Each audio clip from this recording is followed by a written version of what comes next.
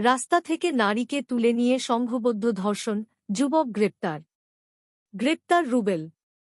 কুমিল্লার বরুড়ায় মাদ্রাসা থেকে ভাগ্নি ও ভাতিজিকে নিয়ে ফেরার পথে এক নারীকে তুলে নিয়ে সংঘবদ্ধ ধর্ষণের অভিযোগ উঠেছে ৩ বন্ধুর বিরুদ্ধে। এ ঘটনায় বৃহস্পতিবার মো. রুবেল ২৮ নামে এক যুবককে গ্রেপ্তার করেছে পুলিশ। রুবেল উপজেলার আড্ডা এলাকার বাসিন্দা। এ ঘটনায় অপর ২ অভিযুক্ত হলেন একই এলাকার মো. মানিক ৩ ও মো. বাপ্পি ২৫।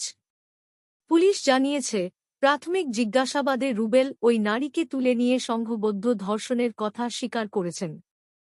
মামলার এজাহারে ভুক্তভোগী নারী উল্লেখ করেন, কিছুদিন আগে বাবার বাড়িতে বেড়াতে এসেছিলেন ভুক্তভোগী ওই নারী। প্রতিদিন সকালে তার বোনের মেয়ে আর ভাইয়ের মেয়েকে নিজ এলাকার একটি মাদ্রাসায় দিয়ে আসতেন এবং